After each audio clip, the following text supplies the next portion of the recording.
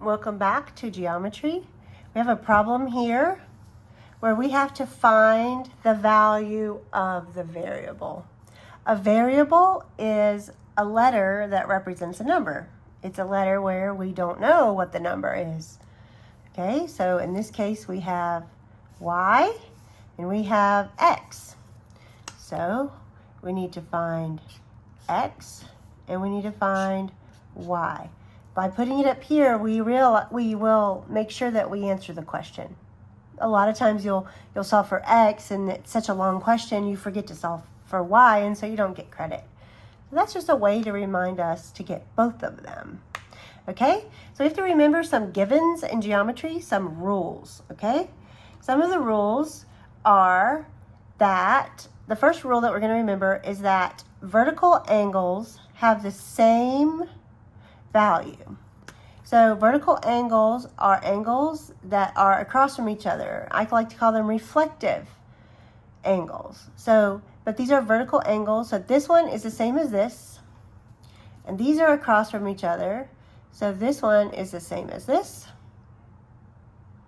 and then these are across from each other. So this one is the same as this.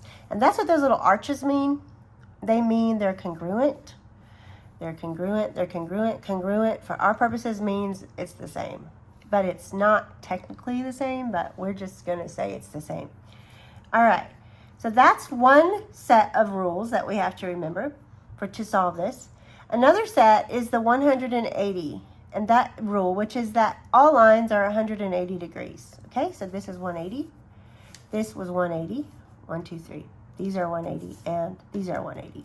So you can see that it doesn't tell you that the measurement of a line equals 180. That is key information. It also does not tell you that,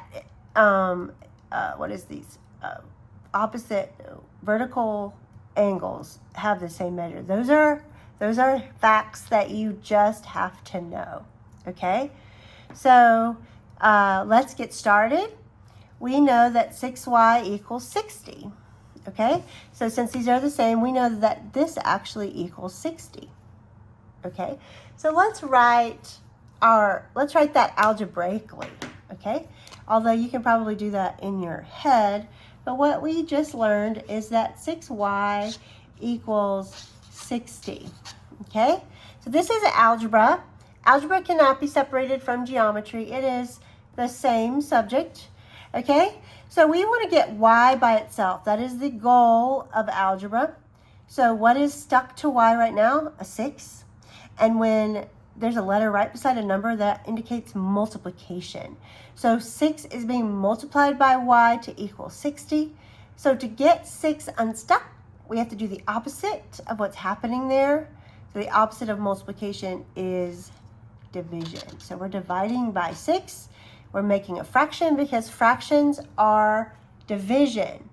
So we know 6 divided by 6, that's 1. 1y. Y is by itself. But what we do to one side, we have to do to the other side.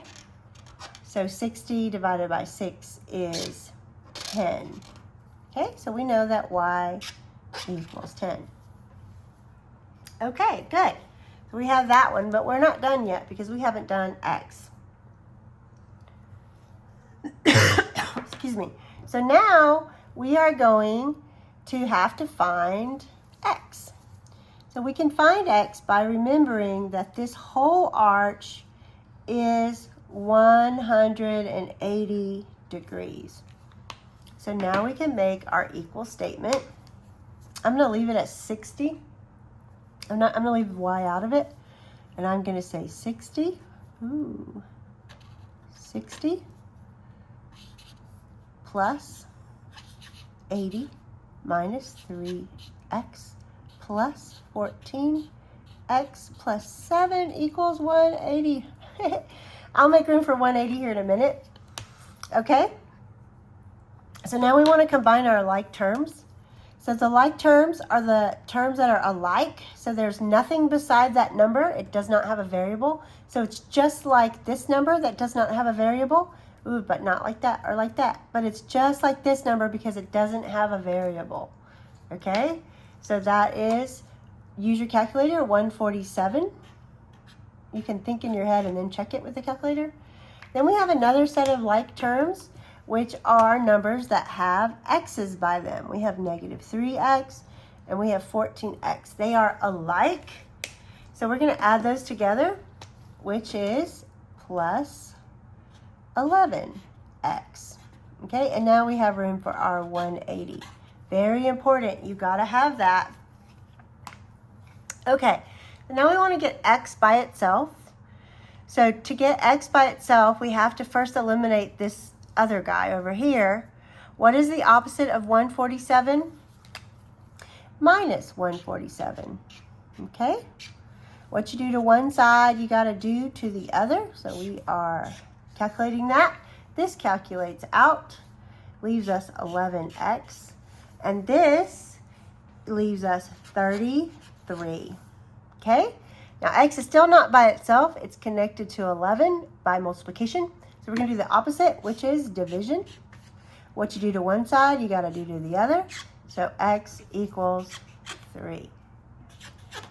Okay? We can check it by saying if 80 minus 3x, that would be the same as 80 minus 9. So this would be 71, right? And then if this is 3, right? 14 times 3 is 42 plus 7 is, 42 plus 7 is 49. So 60 and 40 is 100. And I'm going to bring this 9 over here to 80. And so we can see that it is 180. And we are correct. Good job. Happy learning.